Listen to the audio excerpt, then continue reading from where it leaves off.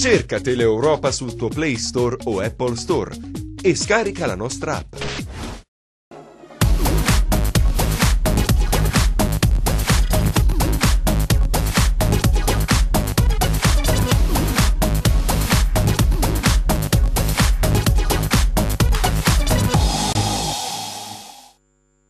Buon pomeriggio da parte di Franco Segreto, Replay. Siamo arrivati al 4 marzo 2019. 4 marzo vi ricorda qualcosa?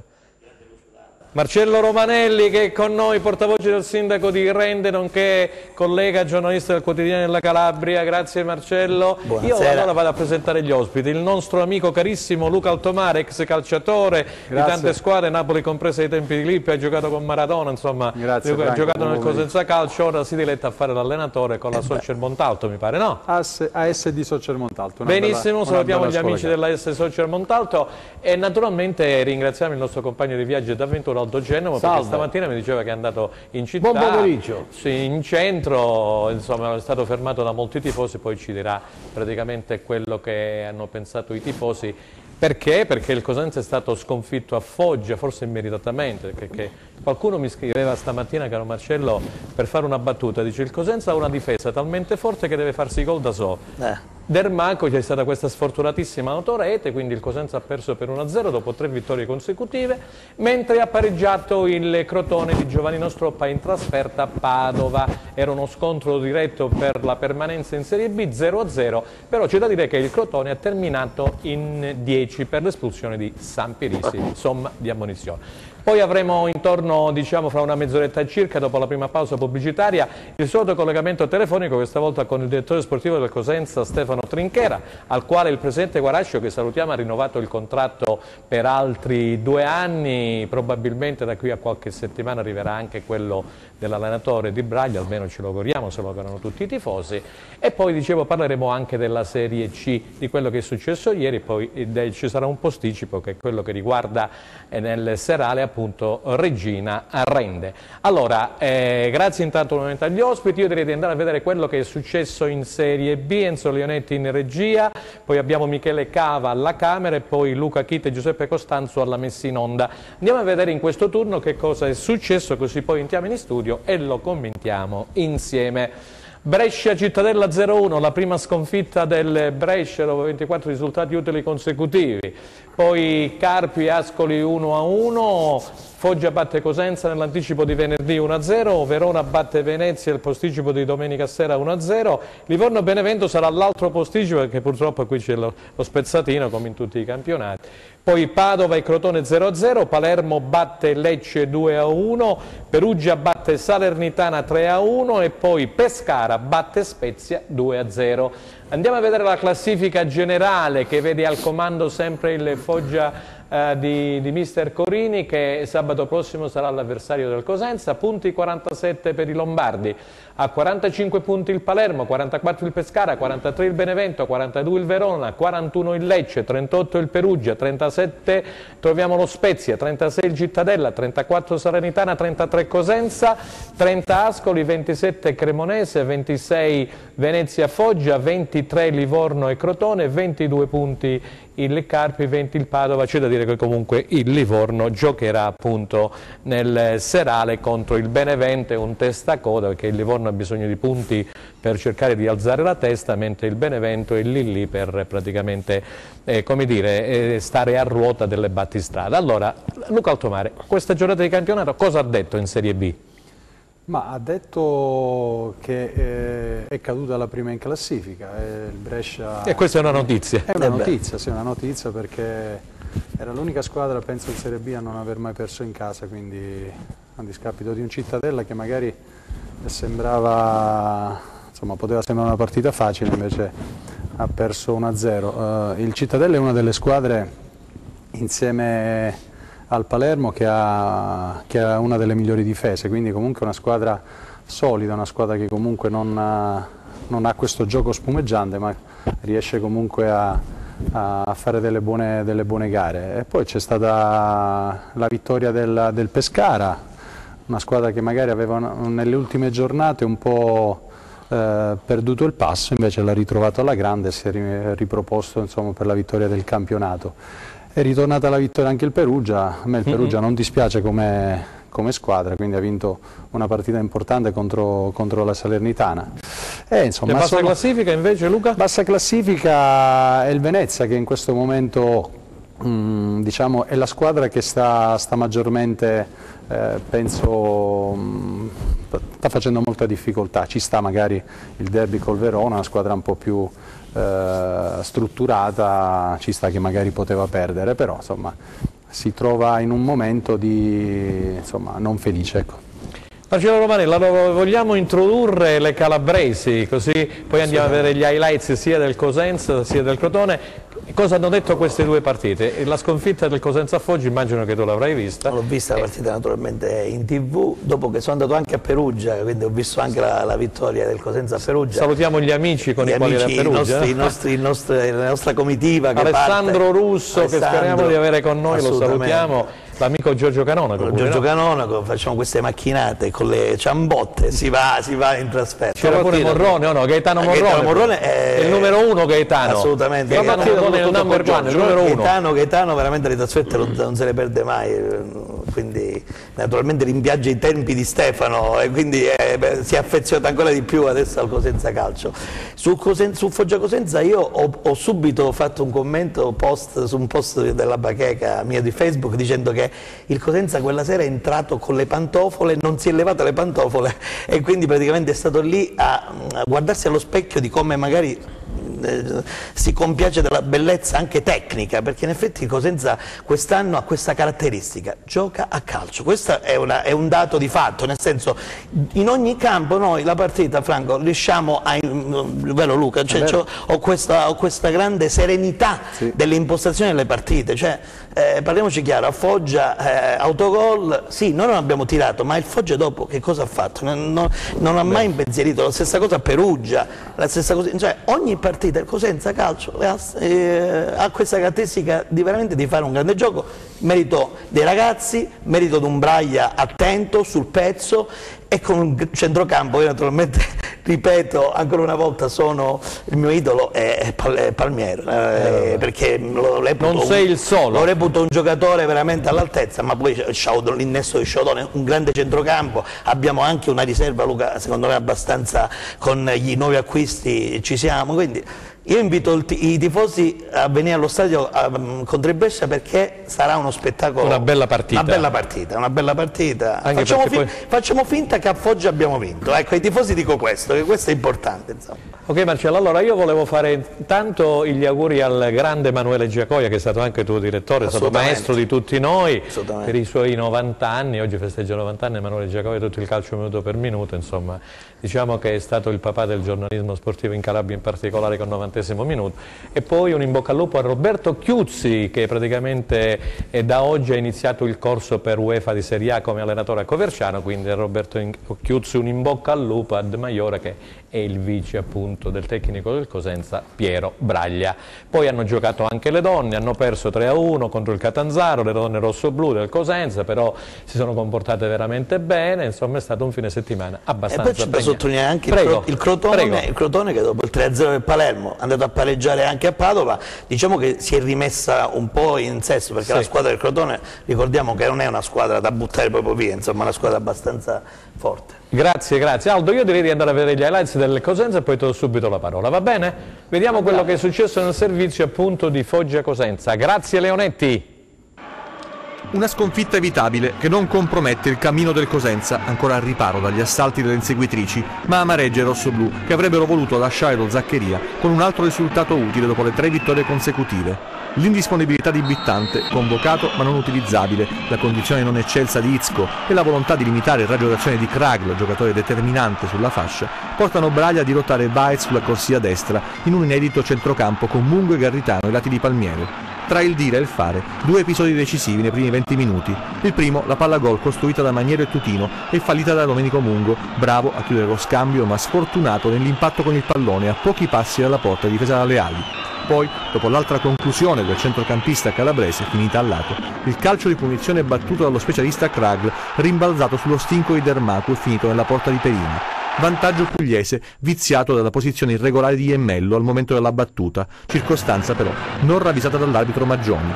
Da qui in poi un'altra partita, sia nella parte restante del primo tempo che nella ripresa, con il Cosenza costantemente presente nella metà campo rossonera e i padroni di casa intenti soltanto a chiudere ogni spazio ai lupi, protagonisti di un assedio sterile nonostante i cambi effettuati dal tecnico Braglia. Un assedio continuo e insistito che non ha cambiato il corso della serata. Per i lupi, delusione e rammarico, sensazioni però da mettere da parte al più presto per trasformare da lunedì nella rabbia agonistica indispensabile per affrontare sabato prossimo a Marullo la capolista Brescia. La capolista Perugia, non Perugia, la capolista Brescia, si è sentito male, ecco perché.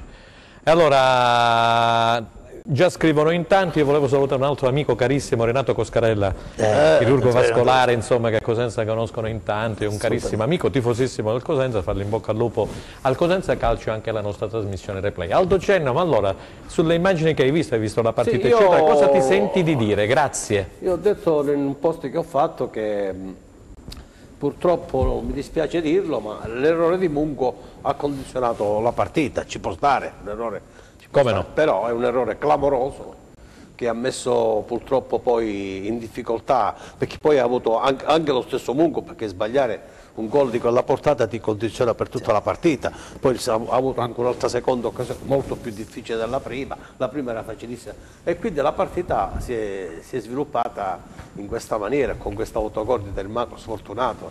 Ci può stare, però è una partita, Franco, che è nata così, giustamente ha detto Marcello, il Cosenza è entrato in pantofole, sì, però l'abbiamo giocata la partita, perché poi ho visto, poi molti tifosi stamattina mi chiedevano come mai Braglia aveva pensato di fare questo turnover così. Questo centrocampo magari con Mungo, Garritano, lasciando Sciaudone, per cui e Bruccini inizialmente in panchina. Ma sono scelte, turnover, certamente io non posso entrare, sono scelte di mister Braglia, che probabilmente ha pensato aveva giocato già martedì, poi gioca venerdì dopo 3 giorni. Vabbè, è normale, no? Deve anche cercare di... Qui c'è un ex calciatore. Hai una rosa che ti consente di fare certe cose. È andata male, adesso archiviamo questa partita, come dico sempre io, partita dopo partita, ci giochiamo questa partita in casa col Brescia. Il Brescia ieri a Mantiera ha perso in casa, ma il Cosenza, come stiamo dicendo tutti, le partite gioca alla grande, ha un bel gioco, ha una difesa importante, un centrocampo fortissimo. L'attacco purtroppo ancora, sia Maniero che Litteri ancora purtroppo non riescono a mettere la palla in rete, ma perché anche le palle che arrivano non sono palle poi così necessari per poterli mettere in rete, per cui migliorare un pochino questa fase offensiva probabilmente ti porterà nelle 5 partite in casa, perché adesso noi sono rimasti 10 partite, Franco, 5 in casa, sì, perché l'ultima il Cosenza riposerà, con la differenza che la penultima la giochiamo a Salerno, quindi abbiamo una difficoltà, dobbiamo fare punti assolutamente per portarci a quei 41 punti necessari per poi andarci a giocare, però pensiamo alla salvezza, Franco, non voliamo, vinciamo una partita e già voliamo. Siamo calmi, tranquilli, sereni, la classifica ancora ci sorride. Da tempo, no? Purtroppo a questo punto questa partita col Foggia ci riduce, siamo a 7 punti, potevamo essere a 10 punti dalla quind'ultima, ma ci sta pure perdere, come ci sta col Brescia in casa vincere la partita. Il Cosenza in casa se la gioca alla grande, con un grande pubblico, può fare i 3 punti. Vogliamo chiedere a Luca Altomare, Luca, il fatto del turnover, proprio per rispondere a questi tifosi, che in effetti in 7 giorni il Cosenza ha dovuto disputare, come le altre squadre, naturalmente 3 partite, ma anche nel Foggia, tra assenze e turnover, anche nelle altre squadre, ho visto ieri i tabellini, cioè molti allenatori hanno fatto proprio questo. Il turnover è importantissimo. È importante. È importante, non si può, specialmente quando c'è il turno infrasettimanale, non far rifiatare o non dare minutaggio ai giocatori che in questo momento ne hanno poco, quindi gli allenatori ormai hanno e abbiamo, mi ci metto anch'io, tutto monitorato, quindi abbiamo i minuti, abbiamo i picchi di stanchezza, ormai è tutto monitorato, hanno i GPS, si sa quando vanno a consumare durante gli allenamenti, durante una gara, quindi hanno tutto monitorato, quindi non si fanno le cose tanto per farle, perché c'è un criterio, quindi si valuta durante la settimana, hanno uno staff tecnico preparatissimo e quindi sanno come agire. Se è stato cambiato è perché c'era bisogno di cambiare, quindi al di là del risultato finale il Cosenza e mi riallaccio a quello che diceva Marcello, il Cosenza gioca a calcio, ha sempre giocato a calcio, continuerà a farlo e solo così penso che questa squadra si possa salvare prima della fine del campionato. Io ho visto la partita in casa con il Carpi e sinceramente una squadra di grossa personalità. Il Cosenza ha alzato la personalità di tutto il gruppo con questi nuovi innesti che hanno fatto nel mercato di riparazione. Questo Cosenza è diventato più maturo, è una squadra di categoria, una squadra che sa come affrontare le partite, sa come colpire al momento giusto e di tutta questa, diciamo, di questa maturità che adesso questa squadra ne stanno giovando Tutino, ne sta giovando Baez, che insomma secondo me stanno facendo un ottimo campionato, quindi il Cosenza non si deve snaturare, deve continuare a lavorare, deve continuare a credere come sta facendo, che è una squadra che può battere chiunque, quindi ben venga questa partita col Brescia, perché credo che farà un'ottima gara il Cosenza. Ne parliamo nella terza parte. Allora Marcello Romanelli, con te volevo introdurre il discorso dei calciatori, di queste tue belle interviste sulle pagine del Quotidiano, che poi viene fuori, oltre al ritratto del calciatore, del professionista, l'uomo in particolare, la cultura dell'uomo che hai di fronte. Ecco, che impressione hai tratto finora di queste tue interviste con questi ragazzi? Guarda, impressione positiva, gente che ha veramente la testa sulle spalle, persone serie, e poi ognuno di loro, naturalmente, siccome queste interviste durano un'ora e mezza, perché veramente facciamo delle chiacchierate abbastanza ampie, e noto che in ognuno di loro la prima cosa che dicono è il gruppo, e questa è una cosa che mi fa stare molto sereno, perché se uno dice il gruppo, caro Franco, quando tu c'è il gruppo puoi fare anche i miracoli, perciò sono molto positivo. L'altra volta ti ho detto perché non possiamo andare in Serie A, cioè perché appunto tu sei stato uno dei primi a parlare di playoff, assolutamente,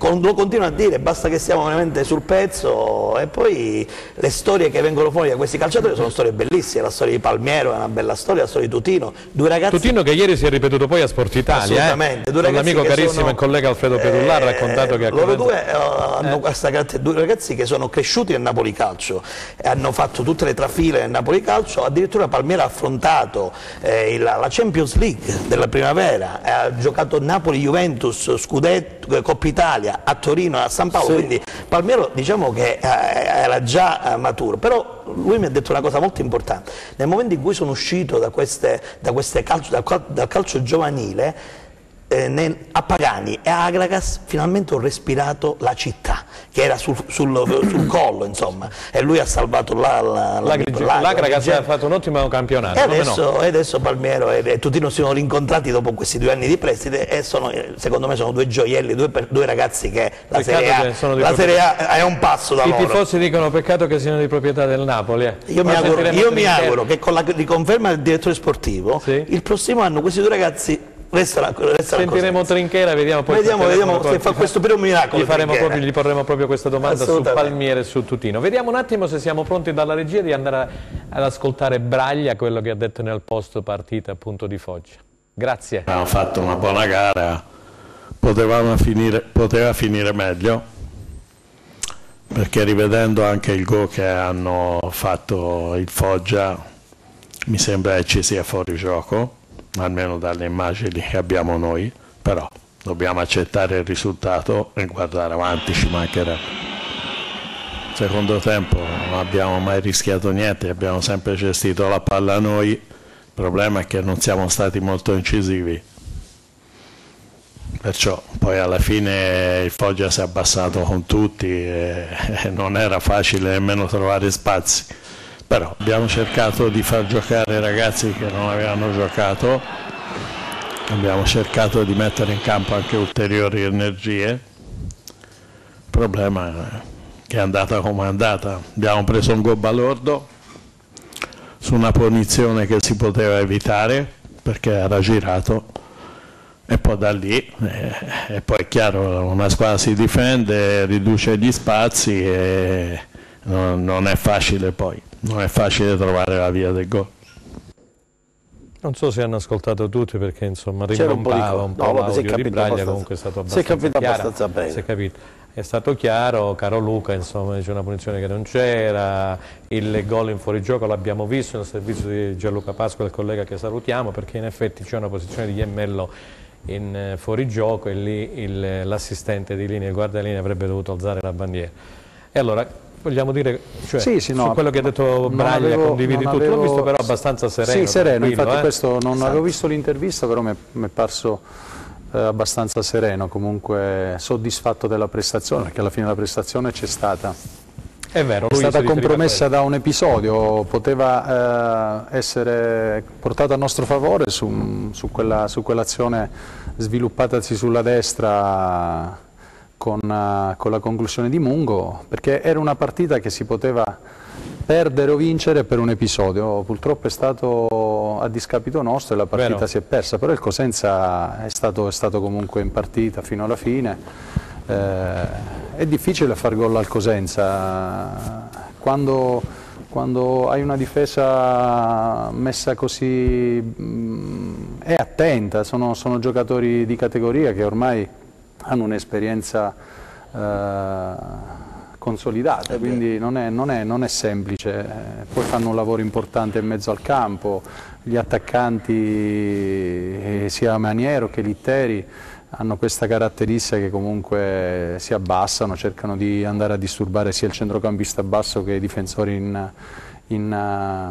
quando c'è da impostare l'azione, quindi è una squadra che le prepara bene le partite. Sì, come diceva Aldo, è una partita che bisogna mettere da parte e pensare che ancora ci sono 10 partite dure, ecco, penso che saprà come affrontarle. C'è questa qui che, ripeto, è una partita di grandi motivazioni, perché quando si gioca con una squadra e con giocatori come il Brescia le motivazioni vengono di conseguenza, perché se io so che devo giocare contro Donnarumma e Torregrossa, che sono i due bomber del Brescia, sicuramente la partita la preparo. Poi il fatto che arriva da capolista, prima in classifica. E poi vi ricordo che nel Brescia c'è un certo Tonali che sta diventando la perla. Molte squadre anche all'estero hanno messo gli occhi su di lui, c'è un presidente che si chiama Cellino, che ha fatto le fortune del Cagliari a suo tempo. Ha ragione Luca, queste partite ha portato qualche giocatore del Cagliari importante anche a Brescia. Vabbè, di questo poi ne parleremo quando nella seconda parte presenteremo appunto Brescia-Cosenza. Marcello, 3-5-2, il Cosenza, ecco, vengo alle parole di un allenatore come Luca Altomare, riesce a mutar pelle, diciamo, sia in corso di gara, sia 3-5-2 quando tutti aspettavano un 4-3-3, 4-3-3 in casa, quando invece c'hai Baez ed Embalo con la punta vertice centrale che può essere Litteri, che può essere appunto Maniero. È una squadra, voglio dire, che riesce a cambiare pelle in corso di partita, e questo va tutto a giovamento del gruppo, no? Assolutamente. Poi la caratteristica di questa squadra è che sono gli inserimenti dei centrocampisti. Guardate che Mungo si è divorato il gol, ma l'inserimento Bruccino, Sciaudone, cioè sono centrocampisti dai piedi buoni e dalla visione di gioco abbastanza ampia, e questa è una cosa positiva. Quindi sì, tu le punte non segnano, ma abbiamo Tutino, diciamo che è una punta, Tutino diciamo che sta segnando, quindi la punta il gol è dato 7 gol, e quindi non vedere solo Maniero e Litteri, insomma, come punte, ma abbiamo in effetti questi centrocampisti che veramente stanno facendo molto bene, compreso Baez, che è diventato secondo me un elemento indispensabile. Il prossimo anno qualcuno dice che lo vedremo con la Fiorentina, considerato che il cartellino appunto è di proprietà della Fiorentina. Va bene, allora prima parte ci fanno segno dalla regia, restate con noi, andiamo subito in fascia pubblicitaria, subito dopo dovremmo avere in diretta telefonica il direttore sportivo del Cosenza, Stefano Trinchera. Grazie, pubblicità. Oh no, lui sono così. Cerca Teleeuropa sul tuo Play Store o Apple Store e scarica la nostra app.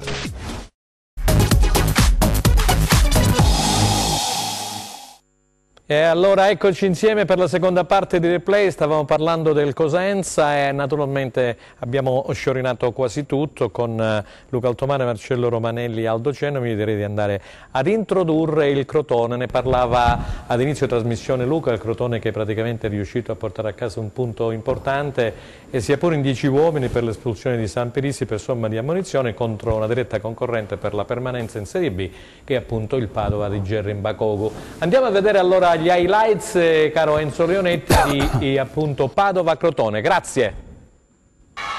L'avevano definita la partita della vita i tecnici Bisoli e Stroppa. Il pareggio a reti bianche mantiene intatte paure e speranze. Una giornata in meno e solo un punto in più a testa, che può voler dire sopravvivenza in attesa di un'accelerazione decisiva o agonia se la media punti nelle prossime 10 partite continuerà ad essere così bassa.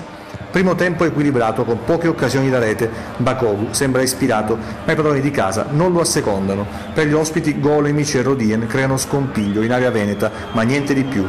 La ripresa è più vivace ed è il Padova a rendersi pericoloso in qualche circostanza, non riuscendo però a superare Cordaz. Paradossalmente la squadra di Stroppa acquista sicurezza e capacità di offendere dall'espulsione di Sampirisi in poi. In 10 contro 11 calabresi riescono a tenere a bada le sfuriate degli 11 di Bisoli e a ripartire in contropiede in modo ordinato e tenendo sempre in tensione la difesa biancoscudata. Nel finale, occasione per l'ultimo acquisto dei veneti, Cocco di testa manca di poco il bersaglio, finisce 0-0 e il Crotone alla fine tira un sospiro di sollievo. Eh sì, un sospiro di sollievo perché insomma aveva giocato bene, aveva tenuto bene il campo, caro Luca, poi chiudere con un uomo in meno può succedere sempre di tutto, queste partite poi sono importanti alla fine poi della salvezza, no? Continuità alla vittoria, all'ottima vittoria fatta col Palermo, quindi una partita da non perdere ed è riuscita a non perderla nonostante l'inferiorità numerica. È ritornato da Padova con un punto importantissimo. Il Crotone ha una squadra. Campionato del Crotone, succede quando magari a volte sai di essere forte, magari ti vengono a mancare le giuste motivazioni, magari qualche calciatore non sta rendendo e non ha reso nella prima parte di campionato come avrebbe dovuto, e quindi ci sta che poi ti trovi a giocare partite che valgono, come questa che ha fatto a Padova, che valgono un'intera stagione, quindi adesso è in un momento positivo, ha fatto 4 punti in 2 partite, quindi ci speriamo da calabresi che il Crotone riesca insomma a salvarsi prima possibile. Grazie Luca, e allora mi fanno segno alla regia, dovremmo avere al telefono il direttore sportivo del Cosenza, Stefano Trinchera. Pronto direttore? Pronto, buon pomeriggio Franco. Buon pomeriggio, grazie per essere intervenuto, grazie per, come al solito sei sempre disponibile, per la tua disponibilità. Direttore, intanto in bocca al lupo, complimenti per questo biennale che è arrivato prima appunto alla vigilia di Foggia. Quindi Trinchera che resterà legato al Cosenza per altri 2 anni, è stato fatto qualcosa di buono, si sta facendo tanto in questo campionato di Serie B, speriamo anche di continuare su questa falsariga. Allora, che vogliamo dire di questa partita e poi ci proiettiamo subito su quella contro il Brescia, che è una partita molto molto importante, quella di sabato pomeriggio al San Vito Marulla alle ore 15, direttore. Guarda Franco, c'è da dire che gli episodi purtroppo hanno fatto la differenza, noi bisogna resettare perché il risultato di venerdì, tra l'altro a mio avviso bugiardo, ci lascia la mano in bocca, però la prestazione comunque rimane, dobbiamo dare seguito a quello che di buono stiamo facendo, cercando anche di migliorarci e di evitare alcuni errori come abbiamo fatto in passato, però guardiamo il futuro con fiducia, perché questa è una squadra viva, una squadra che sta dimostrando anche su un campo difficile come Foggia, sta dimostrando tutto il suo valore. Direttore, quanti punti occorreranno secondo te per la salvezza? Si parla di 40-41, sei d'accordo pure tu? Al momento parlo io, Al momento potrei dirti di sì, Franco, 40 punti potrebbero bastare, però queste tabelle lasciano il tempo che trovano, perché poi si fa presto da una domenica all'altra. La quota salvezza si può abbassare o si può alzare a seconda di quello che succede in campo, quindi fino alla fine può cambiare sempre tutto. Vediamo se c'è qualcuno degli ospiti. Io c'ho Luca Altomare qui con me, ex giocatore, tu ricorderai ora. Sì, lo ricordo, sì, con piacere. Ha giocato con Maradona, insomma, tanto per cambiare con Lippi, ai tempi del Napoli. E poi abbiamo Marcello Romanelli, il nostro collega del Quotidiano, e il nostro Aldo Cenno. Vediamo se qualcuno vuole porre una domanda al direttore sportivo Trinchera. Aldo, vuoi partire tu? Sì, vabbè, io innanzitutto ti faccio i complimenti per per quello che perché il Presidente finalmente ha programmato, quindi la società incomincia ad avere anche un assetto un pochino diverso. Il direttore ha lavorato bene a gennaio, ma la domanda che le vorrei fare è questa: secondo te, direttore, il Cosenza in queste 10 partite avrà la forza, la capacità, anche e soprattutto lo stimolo per andare oltre la salvezza? Beh, io dico che se guardiamo tutto quello che è successo nel girone di andata, ma lo dico con umiltà e non con presunzione, noi non dobbiamo guardare a lunga scadenza, ma dobbiamo pensare solo a quello che ci aspetta sabato, consapevoli del fatto che fino ad oggi non ci ha quasi messo sotto nessuno e quindi non bisogna mai mettere dei limiti a quello che stiamo facendo. Quindi a me mi viene facile pensare che è chiaro che dobbiamo raggiungere l'obiettivo che per noi è la salvezza, l'obiettivo primario è quello, però per quello che ha espresso questa squadra, insomma, io me la voglio giocare fino alla fine contro tutti.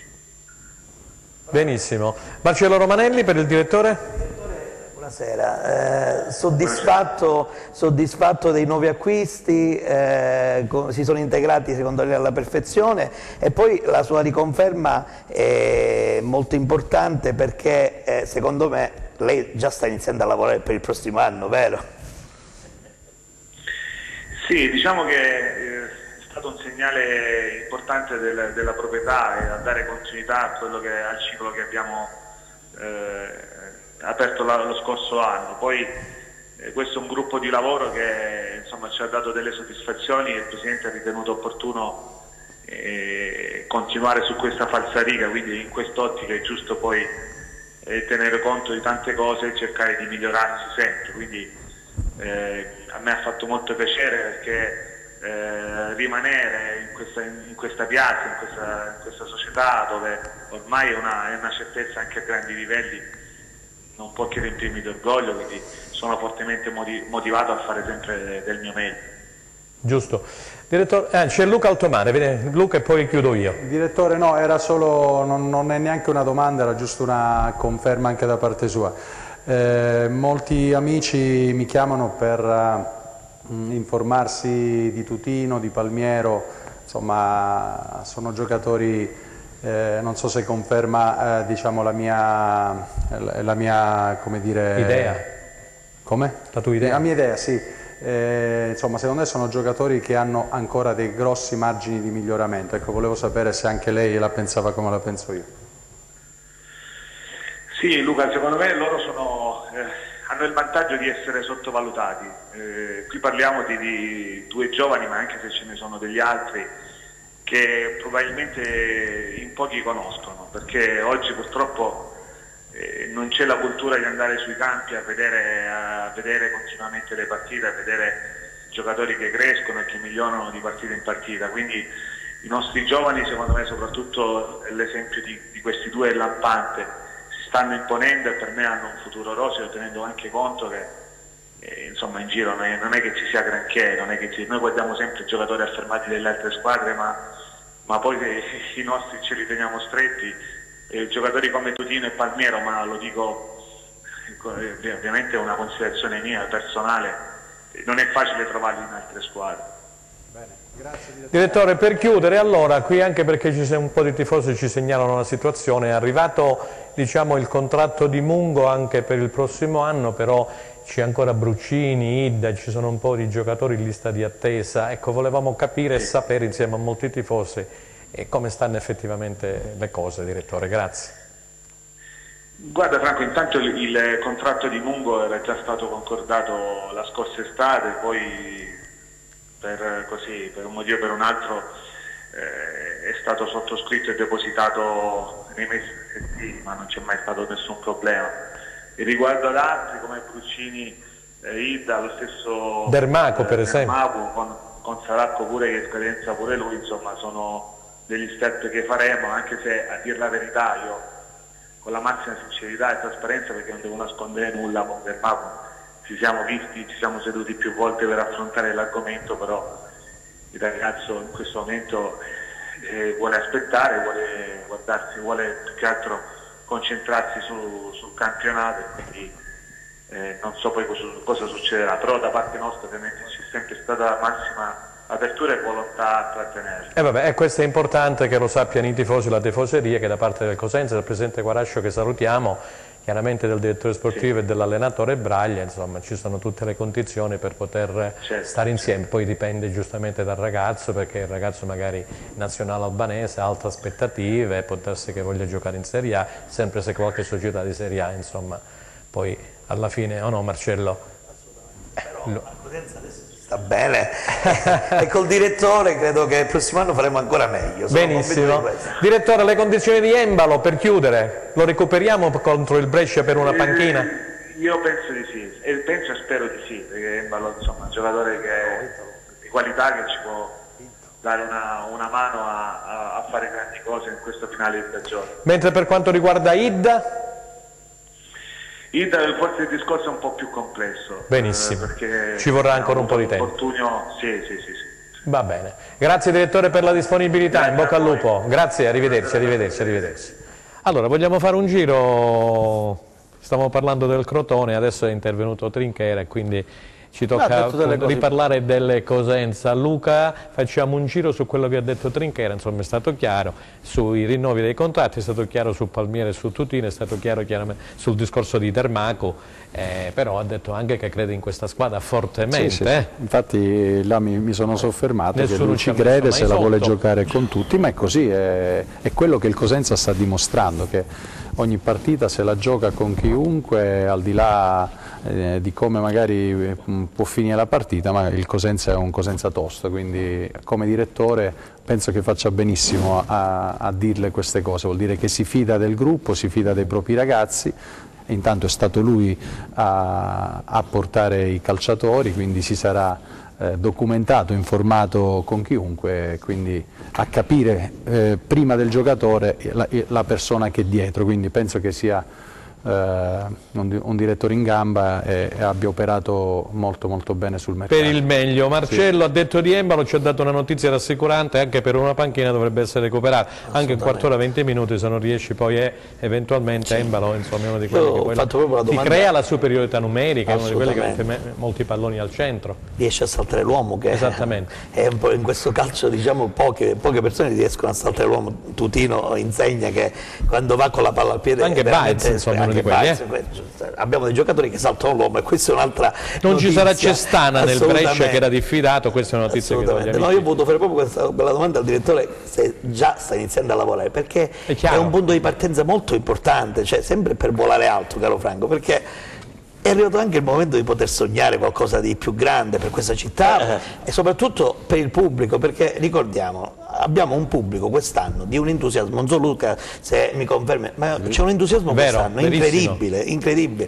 Ai tempi di Pagliuso io questo entusiasmo c'era, ma c'era sempre l'ha detto Luca qui, c'era sempre per 9 settimane primi classifica. E con Pagliuso appunto stavamo sempre su, non è che stavamo giù, insomma, ma invece quest'anno c'è proprio quest'aria magica che ci portiamo dietro, però da questa cavalcata storica dei playoff in C1, insomma. Mi ricordo un po' il periodo di Bruno Giorgi, ho questa sensazione. Hanno paragonato Braglia a Giorgi. Io penso che questo rinnovo fatto al Trinchera è un fatto altamente positivo, Franco. Sicuramente. Perché è vero che io sono stato critico con Trinchera, quindi non lo nascondo, ma devo dire che ha fatto poi i giocatori, ha portato giocatori importanti. Tu sei critico con tutti, non solo con Trinchera. A gennaio poi la gente mi ferma e me lo dice, ma Aldo era quello, ma c'era sì, ma io ho chiesto anche scusa. Sì, ma sei stato così. Sono abituato a fare così, e quindi il Presidente ha ritenuto, questo ti fa onore. Ha ritenuto giustamente il Presidente di rinnovare un contratto fino al 2021, quindi con una prospettiva di programmazione un pochino diversa rispetto alle altre cose, quindi vuol dire che questa società vuole investire non solo nella sua managerialità, ma soprattutto vuole investire anche con giocatori importanti, perché probabilmente il Presidente che di calcio prima non ne voleva sapere, adesso incomincia, si c'è tuffato, ha visto l'entusiasmo del pubblico, ha visto anche che la Serie B è diversa, Luca, la Serie B è diversa dalla Serie C, adesso siamo su un altro pianeta, questo pubblico 7-8 mila, 10 mila persone che vanno allo stadio ti caricano in un modo incredibile, lui adesso ha capito tutto e incomincia a distribuire le cariche in un certo modo, riverso presto dal passato, perché prima c'era qualche improvvisazione, oggi le carenze vengono meno e la società, in modo come si gestisce l'azienda, in modo manageriale, va avanti. Trinchera è un esempio di questo. Adesso bisogna assolutamente in queste 10 partite fare il massimo. Io gli ho fatto una domanda un pochino provocatoria, ho detto, oltre alla salvezza, perché sono convinto che se tu arrivi nel giro di 4-5 domenica ai famosi 39-40 punti, probabilmente il discorso del Cosenza cambia già, e se tu arrivi nei playoff, caro Franco, veramente hai fatto il top di questo campionato, per cui io gli faccio gli auguri e penso che il Presidente Guaraci abbia fatto bene a ristrutturarsi in questa maniera. Benissimo, grazie ad Aldo Cenno, ma allora torniamo a parlare del Crotone. Eravamo rimasti a Marcello Romanella, abbiamo visto la partita, gli highlights, questo pari appunto a Padova, e il Crotone, devo dire che avrà un'altra trasferta, caro Luca, consecutiva, giocherà domenica prossima a Salerno all'Arecchi alle ore 21 nel posticipo, quindi è uscito indenne da Padova e speriamo che possa tornare a casa la formazione di Giovannino Stroppa anche da Salerno con un risultato positivo. Allora Marcello, inquadrami il Crotone in questa situazione. In questa situazione il Crotone credo molto nell'allenatore e nel tecnico, perché Stroppa ha dimostrato di essere un allenatore veramente sul pezzo, un allenatore competente. Ho visto, quando sono andato a vedermi Crotone Cosenza, là già avevo percepito questa difficoltà dei giocatori del Crotone a calarsi nella Serie B, perché quando scendi alla Serie A, alla Serie B, insomma, stai lì un attimo a guardarti pure allo specchio, ma alla Serie B bisogna lottare pallone su pallone. Adesso forse avranno capito i giocatori del Crotone che cos'è la Serie B, e sto vedendo che insomma le cose stanno ritornando, anche perché la squadra c'è, l'organico c'è, quindi non credo che il Crotone ha problemi di salvezza. Aldo, senti, io vorrei ascoltare prima l'intervista di Stroppa e poi tu mi dici qualcosina su quello che ha detto Giovannino Stroppa. Enzo Leonetti, mi mandi le dichiarazioni di Stroppa nel post Padova, grazie. Potevamo fare molto di più in parità numerica, non soltanto nell'aspetto della incisività, ma proprio nel palleggio, nella capacità di eludere eventualmente il posizionamento soprattutto degli attaccanti e dei centrocampisti, nell'aprire, nel cambiare gioco. Siamo stati molto lenti e prevedibili. Poi di sicuro non abbiamo creato i presupposti per portare a casa una vittoria. Paradossalmente nel secondo tempo abbiamo fatto qualcosa in più, anche in maniera meno ordinata, forse anche giustamente pagando l'uomo in meno. Giocavamo di più in verticale. C'è da considerare che anche il Padova giocava con una diciamo, supremazia territoriale, soprattutto quando si sono messi a 4 davanti e i 2 centrocampisti. Era normale non avere palleggio ed era normale cercare magari il 2 contro 2 con i 2 centrali difensivi, con le nostre 2 punte, a cercare di verticalizzare. L'abbiamo fatto abbastanza bene, potevamo fare meglio in qualche occasione, però per vincere queste partite mi piacerebbe fare qualcosa in più. E allora, mi piacerebbe fare qualcosina in più per vincere queste partite? Perché Franco, vedi, è vero che ha fatto 4 punti in 2 partite, è leggermente migliorata la classifica in condominio con Livorno a 23 però punti. Ha recuperato dopo 5 mesi una linea, adesso c'è anche una linea che è un valore aggiunto. A 3 punti dai play-out, io penso che il Crotone salverà, perché secondo me è incominciato, questi 2 risultati hanno secondo me fatto capire alla squadra come si deve giocare in Serie B, cioè il Cosenza ormai deve uscire dalla logica della Serie A, non è più in Serie A, è in Serie B, è un altro campionato, deve scendere, deve stare con i piedi per terra, deve giocare col coltello tra i denti perché si può salvare, perché gli elementi ci sono, l'organico c'è, l'allenatore c'è, la società fortissima c'è, cioè questo presidente del Crotone assieme ad Ursina è gente seria, gente che onestamente hanno fatto calcio da una vita e quindi sanno come. Quindi adesso si sono trovati in una situazione difficilissima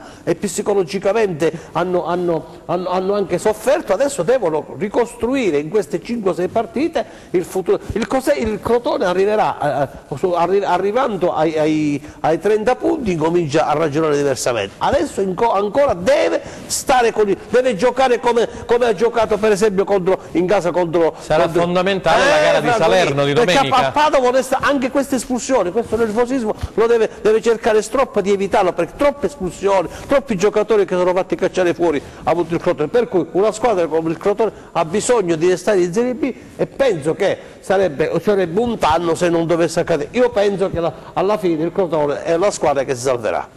Che si salverà, stavo guardando appunto 23 lo punti a scorrere Livorno. del Crotone, perché poi dopo Salerno avrà in casa il Lecce, caro Luca. È dura, Dario, è dura. ecco, un risultato In B si Salerno devono fare pochi programmi, sarebbe bisogna un buon giocare viaggio. Partita dopo partita, soprattutto per chi deve tirarsi fuori dalle basse, dalla bassa classifica, e quindi una partita alla volta. Già questa è difficile a Salerno per l'ambiente, per la squadra, perché la Salernitana comunque ha degli ottimi calciatori, però sicuramente ci arriverà con una mentalità diversa. Ecco, prima Aldo parlava, si è giocato di Serie A, una squadra di Serie A, probabilmente all'inizio la mentalità, perché in B ci vuole tanta mentalità, la mentalità racchiude tutto, no? Agonismo, adattarsi al campionato, insomma calciatori che si devono calare proprio nella parte. Probabilmente dopo il cambio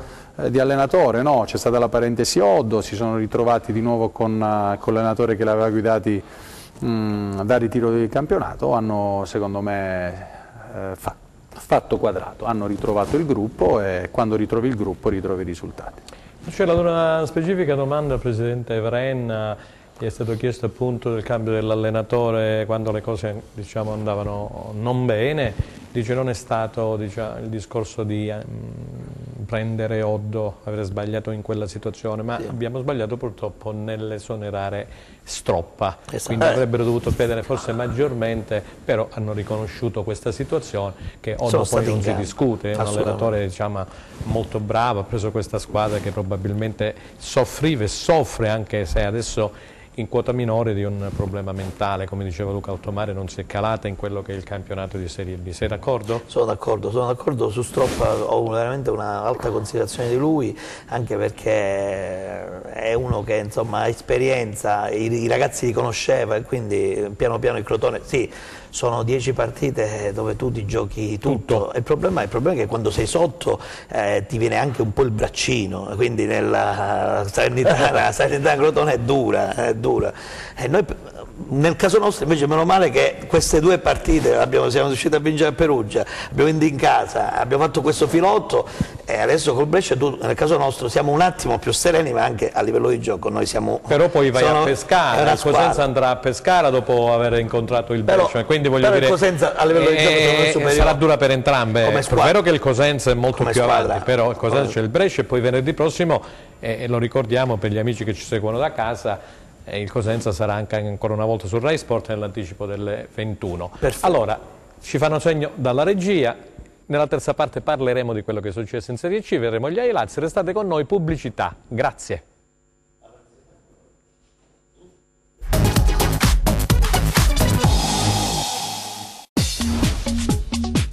Cerca Teleeuropa sul tuo Play Store o Apple Store e scarica la nostra app.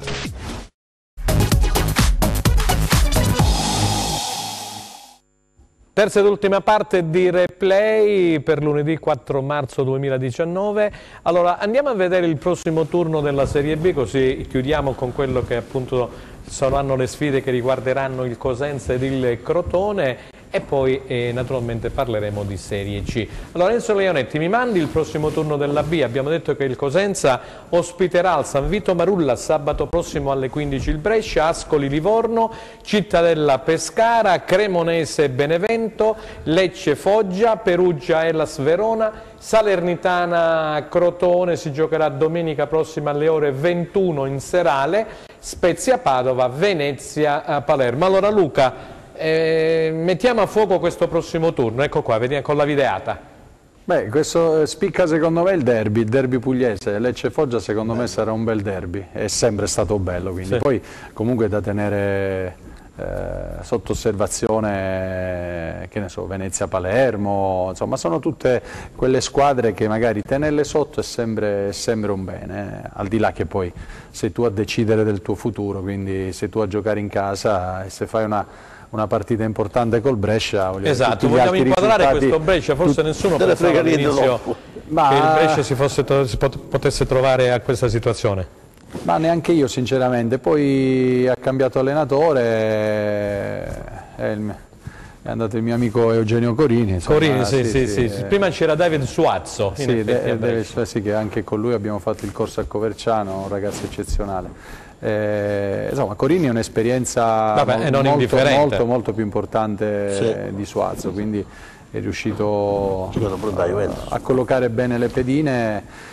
E poi il Brescia insomma c'ha un organico di tutto rispetto, a parte davanti con i due Donnarumma, penso abbia fatto 22 gol. Sì, 22 gol, poi c'è pure Torregrossa, è la squadra in Serie B che ha fatto più gol, 40 punti. C'è due centrocampisti che insieme a Palmiero sono i migliori della B, ossia Tonali e Bisoli, il figlio dell'allenatore del Padova.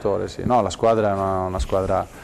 Anche loro sono molto esperti, i giocatori. Che gara prevedi, Luca?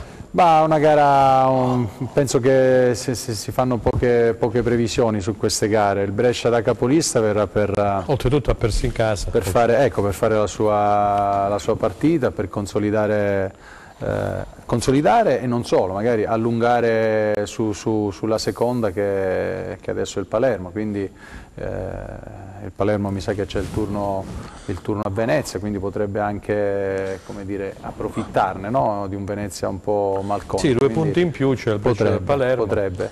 E il Cosenza, l'abbiamo detto finora, le motivazioni in queste partite, Franco, le si trovano senza che ci sia bisogno neanche dell'allenatore, perché quando si gioca con una squadra forte ti devi preparare nel miglior dei modi, nella gestione degli allenamenti, nella gestione della vita privata.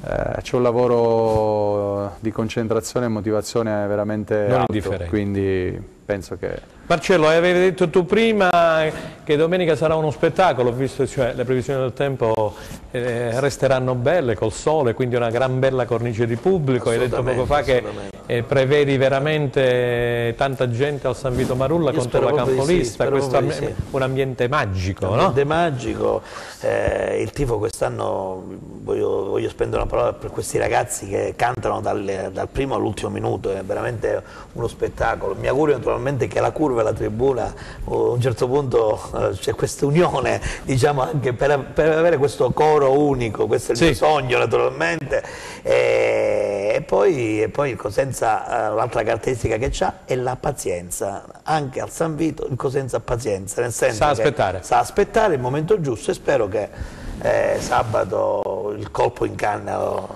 andiamo là con Totino e cerchiamo di fare un altro gol importante, o no, Aldo? Vediamo Aldo. Onestamente sono d'accordo con Tomà, una partita difficile, però è una partita che ti stimola, ti fa capire, insomma, questa partita fa capire, insomma, che Cosenza veramente è. Un Cosenza, secondo me, che Braglia deve motivare, preparare bene, deve immediatamente togliersi dalla testa sta partita a Foggia. Anche qualche giocatore che a Foggia in campo è andato un pochino così deve essere più motivato, capendo che incontri il Brescia, la capolista, con un attacco micidiale, come diceva Luca, quindi bisogna stare bisogna non distrarsi, bisogna giocare. Poi bisogna avere la pazienza di giocare la partita, perché tu hai i giocatori che hanno pazienza, hai questo centrocampo Cusciaudone, Brucini e Palmiero, che sono giocatori che sanno anche dettare i ritmi di gioco, i tempi di gioco, quindi devi anche capire se alla fine il pareggio ti sta anche bene. Poi bisogna vedere se il Brescia risente di questa sconfitta in casa col Cittadella, che non è venuta a caso secondo me, perché probabilmente... Finalmente apprezzo la tua saggezza, apprezzo la tua saggezza finalmente, perché quando dici poi bisognerà vedere anche un pareggio, apprezzo la tua saggezza. Fisicamente bisogna come sta il Brescia, perché probabilmente ha forzato nella prima parte. C'è qualcosa di Di Marzio oggi, nella prima, Luca, nella prima parte adesso per cui e poi c'è il 12esimo uomo in campo, ci sono i 10.000 spettatori che devono spingere la squadra verso la vittoria. Poi se non viene la vittoria, viene un pareggio, signori miei, giochiamo con la prima in classe, ma il Cosenza in casa saggiamente deve giocare per potersi apportare a casa i 3 punti, perché sarebbero veramente un salto enorme che noi potremmo fare in classifica, e a quel punto potremmo veramente pensare ad altro. Però pensiamo partita a salvarci partita dopo partita. Luca, introduciamo allora il Crotone Salernitana-Crotone. Tu conosci le 2 piazze, che partita prevedi? Questo Crotone che, come dicevi tu poc'anzi, ha battuto il Palermo, ha pareggiato a Padova, ora un'altra trasferta insidiosa alla Rechi. Ma intanto la Salernitana arriva a questa partita dopo la bella batosta presa a Perugia, quindi si deve un po' ridimensionare, perché anche lì a Salerno qualche settimana fa ci sono stato e ho degli amici, ex compagni, anche lì avevano, diciamo, nell'aria si respirava un'area di playoff, e poi si sono dovuti ridimensionare, e quindi adesso dovranno di sicuro rivedere un po' qualcosina, ma il campionato di B è così, come molli un pochettino ritrovi catapultato in degli obiettivi che magari qualche settimana prima potevano essere altri, quindi partita difficile, partita molto difficile. Marcello, mi vuoi dire tu qualcosina su questa Salernitana Crotone, poi prima di andare a vedere la Serie C, i risultati?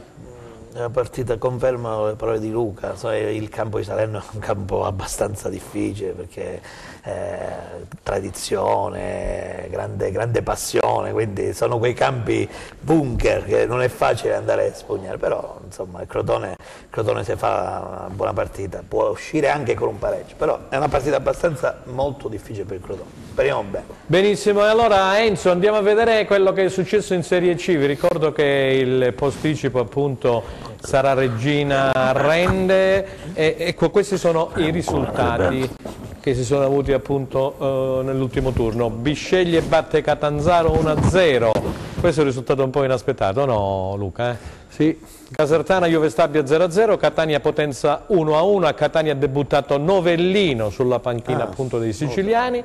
Cavese batte Siracusa 2-0, Matera Trapani, il Matera è stato cassato, quindi 3-0 a tavolino in favore del Trapani. Regina Rende dicevamo del posticipo, Rieti batte Viterbese 1-0, Sicola Leonzio Paganese 1-1, Francavilla Vibonese 1-1. Andiamo a vedere la classifica generale che vede al comando sempre la Juve Stabia di mister Caserta con 62 punti dalla sua parte, 58 per il Trapani, 51 Catanzaro e Catania, 40 punti per la Casertana, 38 per il Monopoli, 37 per la Vibonese, Potenza 36, Cavese Rende 35 e fin qua c'è la zona playoff. Quindi è uscita fuori la Regina in virtù delle ultime sconfitte, rimangono in piena zona playoff per quanto riguarda le calabresi, Catanzaro, Vibonese e Rende. Francavilla 34 punti, Viterbese insieme alla Sicola Leonzio 32, 31 punti per la Regina, 26 punti per il Bisceglie, 25 Siracusa, 23 Rieti, 11 punti la Paganese, e finisce qui il campionato, perché il Matera praticamente è stato, Marcello, la FIGC insieme al proprio Piacenza. Purtroppo sono quelle situazioni spiacevoli che abbiamo commentato in più di una situazione, come voglio dire è successo anche per altre società, diciamo, abbastanza blasonate. Quindi non c'è più la filiazione, diceva il Matera, insieme alla propria Piacenza. E allora, Luca Altomare, cosa ha detto questo turno di campionato prima di andare a vedere? Anzi, facciamo una cosa, andiamo a vedere gli highlights delle calabresi. Enzo Lianetti, mi mandi per cortesia gli highlights della Serie C delle calabresi, grazie. I timori di Auteri si sono rivelati fondati, la partita sporca che immaginava il tecnico giallorosso si è concretizzata sul terreno in pessime condizioni del Ventura di Bisceglie. Quello che non voleva l'allenatore siciliano era un risultato negativo che invece si è materializzato al termine dei 90 minuti e complica la rincorsa dei calabresi al primo posto, saldamente in pugno la Juve Stabia. Le occasioni nel primo tempo non sono mancate, la più nitida quella capitata sui piedi di Bianchimano imbeccato da Dursi. L'attaccante, ex Regina, non è riuscito a superare Cerofolini, bravissimo a chiudere lo specchio della porta. Dall'altra parte, i padroni di casa hanno tentato di trovare il vantaggio con Triarico, il nerazzurro più ispirato, il suo tiro in diagonale ha sfiorato il palo della porta difesa da Elzai. Cerofolini in evidenza anche sulla punizione battuta da Dursi. L'intervento dell'estremo difensore ex Cosenza ha impedito al centrocampista di segnare il classico gol dell'ex. Nella ripresa ritmi ancora più lenti e gioco spezzettato fino al bolide di Triarico che ha battuto le Zai, portando i pugliesi sull'1-0, difeso dalla reazione non lucidissima del Catanzaro fino al triplice fischio. Corsi e ricorsi, la Vibonese, spesso beffata in questo campionato, stavolta trova il pari a tempo scaduto e in inferiorità numerica. Partita difficile per i rossoblù, la Virtus Francavilla ha avuto il pallino del gioco in mano e dopo aver messo a dura prova le resistenze della difesa schierata da Orlandi ha trovato il vantaggio grazie allo stacco di testa di Folon Ruscio, bravo a liberarsi dalla marcatura e a battere Zaccagni. Vibonese sotto shock e padroni di casa vicini al raddoppio con Sarao fermato da Zaccagni in uscita. Poi nella ripresa i cambi effettuati da Orlandi e l'espulsione di Camilleri, un'altra brutta botta per i calabresi che quando sembravano sul punto di mollare definitivamente hanno trovato il gol del pari con Scacca Barozzi, lestissimo ad approfittare di un pallone vagante in area per battere Nordi. E allora abbiamo visto questo pari sui titoli di coda, caro Altomare, della Vibonese, e questa sconfitta inaspettata forse del Catanzaro contro il Bisceglie. Ne aveva parlato alla vigilia mister Auteri, aveva detto del terreno di gioco, però aveva detto che ci troveremo di fronte a una squadra fisica che non poche noie ci darà. In effetti il Catanzaro è uscito con battuto poi dal Bisceglie. Sì, ha trovato una trappola lì. È vero o no? Bisceglie, sì. Queste sono le tipiche partite di Serie C, la squadra magari in salute come il Catanzaro ha trovato una squadra dall'altra parte più motivata, magari conoscendo il terreno di gioco lì ovviamente è caduta. Mi è dispiaciuto per Bruno perché insomma era una partita questa che se avessero vinto sarebbero... Avrebbe praticamente... sarebbe entrato nei playoff. Sì, sarebbe andato nei playoff, quindi peccato, l'uomo in più con la fine, insomma... mi è dispiaciuto. Altre è rimasto tutto invariato, il Trapani vittoria a tavolino, è stata una bella partita a Caserta. Però sarà un bel finale di campionato, Luca, sì. Ieri vogliamo rimandare la classifica in Solinetti per favore, così la rivediamo. È stata una bella partita Franco a Caserta, anche se la Casertana l'ha gestita male perché insomma si è fatta buttare fuori 2 calciatori. Perché se avesse battuto la Juve Stabia si sarebbe accorciata ancora di più in avanti, ma è un rush finale di campionato secondo me molto interessante. Sì, perché lì vediamo la Juve Stabia effettivamente 4 punti, 4 punti sul Trapani che non molla, poi giù staccati ci sono praticamente Catanzaro e Catania 51-62, sono tantissimi punti di distacco dal primo posto e allora a quel punto si giocheranno i playoff, insomma si stanno preparando, parliamoci chiaro, per i playoff. Io volevo leggere qualcosa invece, senza Olinetta, la regia mi manda qualcosa sul Rende perché c'è stata questa bella iniziativa, il Rende Calcio dalla partita appunto del derby di Reggio Calabria scenderà in campo a fianco di Mai Sollus, dovremmo avere anche qualcosina, eccolo qua, Mai Sollus, l'associazione impegnata da più di 30 anni ad offrire ai bambini e ai ragazzi opportunità concrete di una vita migliore attraverso l'istruzione. Per tutto il 2019, dicevamo, a partire da derby di Reggio Calabria che sarà trasmesso, ne approfitto, su Rai Sport. A proposito, la divisa ufficiale con cui i giocatori del Rende Calcio scenderanno in campo porterà il logo di Mais Ollus in evidenza. Marcello, allora, è una bella iniziativa, ecco. Ma il Rende tutto quest'anno con Casarende praticamente fa queste iniziative molto spesso, è una società sana, una società che ha programmato bene, ha avuto quel momento un pochettino così, di un po' di sconfitte, però io ho visto Rende Juve Stabia, sono rimasto molto impressionato anche dalla tenuta atletica dei ragazzi e dalla squadra corta che Modesto sta portando, Francesco sta facendo veramente un gran lavoro e questa sera ce ne saranno delle belle secondo me a Reggio Calabria, sarà una bella partita. Aldo, allora dimmi qualcosina sulle calabresi, questo Catanzaro che è caduto a Bisceglie, del pareggio della Vibonese, cosa vogliamo dire? Poi inquadrerà il Rende anche Franco, diciamo la verità, questo campionato ormai la Juve Stabia se l'è messo nella... Vabbè, ma c'è il Trapani però, non diamo per scontato nulla nel calcio. Quindi le altre stanno pensando giustamente, saggiamente a prepararsi ai playoff, come in effetti ha fatto il Cosenza e poi è entrato in Serie B, perché tu ti prepari, perché poi sarà un altro i playoff sono un altro campionato. A questo campionato dei playoff parteciperanno oggi, se dovesse finire oggi, 3 squadre calabresi, Catanzaro, Vibonese Rende e al Rende. momento. Stasera vedremo, c'è Studerbe, Regina Rende, vediamo come andrà a finire. È chiaro che la sconfitta del Catanzaro a Biceglie è una sconfitta purtroppo che brucia, tant'è vero che neanche, non è andato neanche negli ai giornalisti, non ha fatto vedere la conferenza stampa il mister del Catanzaro. Auteri non è riuscito ad arrivare perché probabilmente era arrabbiatissimo. No, ma perché c'erano quelli del Biceglie, diciamo, non lo so, io ho letto qualcosa, ma questo non c'entra, però il fatto stesso che 3 squadre calabresi più la Regina che si potrebbe fra qualche giornata aggiungere sono dei playoff, è un fatto molto positivo. Però la Regina c'era già, aveva raggiunto i playoff, purtroppo. Ho capito, ma la Regina stava avendo un momento di appannamento perché purtroppo ci sono state tante cose. La Regina stava fallendo, Franco, poi il presidente, questo bravo presidente è rientrato e l'ha rimesso in gioco, avrebbe fatto la fine del Matero oppure del Piacenza, per cui il fatto che questa società di Reggio Calabria adesso ha un nuovo assetto ed è uscita da una situazione difficilissima, fiduzione o non di fiduzione, poi se farà i playoff vediamo, ancora c'è tanto da giocare, per cui io mi auguro che le 4 calabresi li facciano questi playoff e un'altra calabrese se arrivi in Serie B mi fa molto piacere, insomma, ci mancherebbe. Luca Altomare, il campionato del Rende finora, Rende e Vibonese. Il Rende bene, il Rende è partito benissimo, diciamo che ha messo fieno in cascina all'inizio, poi come può succedere solitamente attraverso un periodo negativo dove qualcuno ha perso condizione atletica, qualche infortunio, qualche partita è girata male, però insomma dalla scorsa settimana ha ripreso a vincere, ha fatto un'ottima vittoria contro Bruno, contro il Francavilla, quindi stasera sarà una partita difficile sulla carta. Insomma, la Regina è una buona squadra, al di là della penalizzazione, quello che ha avuto rimane comunque un'ottima squadra.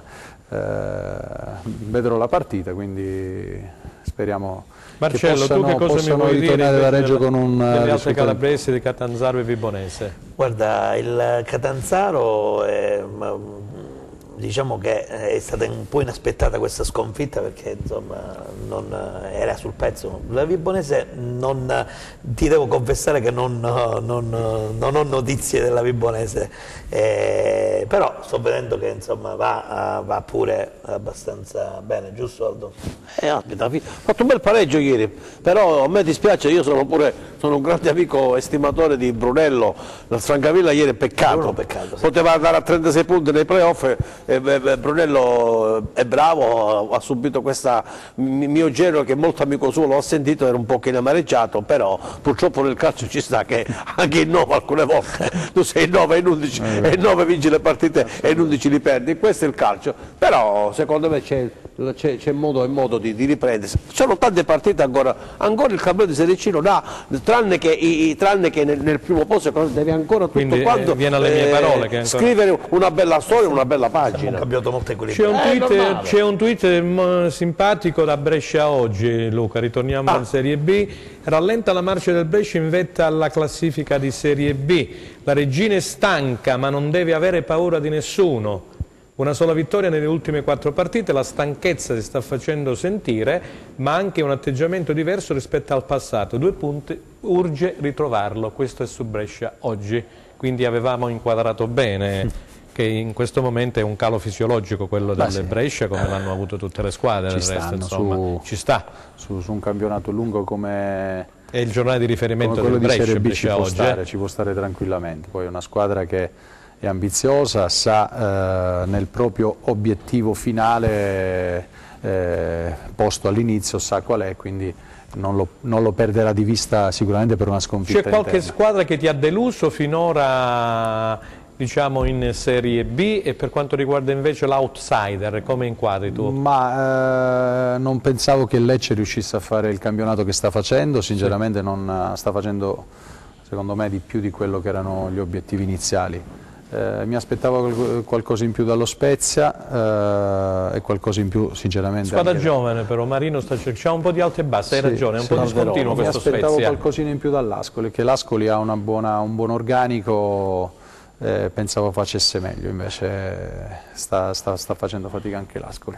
Marcello, tu per quanto riguarda le squadre, diciamo quelle che la sorpresa in positivo e in negativo? Beh, la sorpresa sicuramente, io ho visto bene al San Vito il Pescara. Il Pescara secondo me è una squadra che adesso si è ripresa, ha avuto un calo e si è ripresa, aveva ragione Luca nel primo intervento. Tecnicamente è stata una delle squadre che mi ha impressionato di più il Pescara nella partita, e il Palermo invece zoppica un po', la sconfitta del Crotone insomma lascia un po' la mano in bocca di questa squadra, che è anche una squadra abbastanza, quindi Palermo per adesso il Palermo, scusami Marcello, c'è una situazione societaria allora, parliamo anche di questo adesso, stanno comunque facendo secondo me bene. Tutto quello che stanno attraversando, perché come società in effetti sì, insomma, non Luca so ha preso in mano tutto Foschi adesso, parliamo del Palermo, ha preso in mano Foschi, c'è un terremoto societario, per questo c'è un imprenditore dietro da quello che dicono, però sentiamo Aldo, abbiamo gli ultimi 5 minuti di trasmissione. Se guardiamo la classifica un attimo in alto, da 41 punti del Lecce possiamo vedere in grafica la classifica della B, arriviamo ai 47 del Bre, quindi nel giro di 6 punti ci sono 6 squadre che si stanno giocando i primi 2 posti, poi c'è al 38 il Perugia e a Scel, per cui ancora secondo me in alto, io penso che ci sia qualche squadra, no, questa è la Juve Star, no, la Serie B. Io penso che ci sia qualche squadra, come ho detto prima, in Brescia, il segnale che viene da Brescia per la sconfitta potrebbe essere questo, che hanno forzato probabilmente l'Inter, adesso incominciano, perché tu sai benissimo, hai giocato a certi livelli, sai che ci possono essere in certi momenti le cosiddette, guarda questa classifica generale, cosiddette crisi che durano 4-5 giornate, per cui probabilmente tra Brescia e il Lecce, dicevo io, sono appena 6 punti dove si giocano i primi 2 posti, e poi c'è tutta la sfilata dei playoff che arriva fino al 10° posto, dove c'è la Salernitana e noi siamo lì per lì. Poi guardando in basso, dobbiamo guardarci anche in basso, però c'è tutto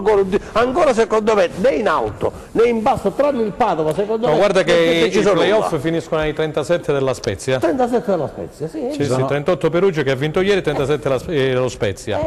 E quindi quest'anno c'è una classifica molto stretta, molto stretta per via delle 19, per il format a 19. C'è una squadra, no, ma anche come squadra non c'è una squadra che ti sta facendo vuoto dietro, no? Anche il Perugia, se vai a guardare, 38 punti, c'ha 9 punti di distacco dalla prima, che poi non è la prima, tu devi vedere anche la seconda, no? Quindi 45 sono 7 punti, sono pochissimi, sono 2 partite con i 3 punti a partita, assolutamente, quindi è tutto dentro. Sì, è tutto, anche il Benevento che praticamente giocherà contro il Livorno. Il Livorno, c'è il turno, diciamo, del lunedì sera, e quindi insomma vincendo va secondo in classifica, quindi è strettissimo. Esattamente. Il campionato di Serie B è sempre stato affascinante, è bello. Questo discorso, volevo chiedere, questo discorso del Palermo, quando ha potuto influire la situazione societaria in quelle prestazioni non certamente positive del Palermo? Anche il 3-0 di Crotone, per esempio. Non prendiamoci in giro, sono cose troppo importanti, Franco. Non so se avete visto l'intervista del capitano di Belushi. Belushi che poi è cosentino.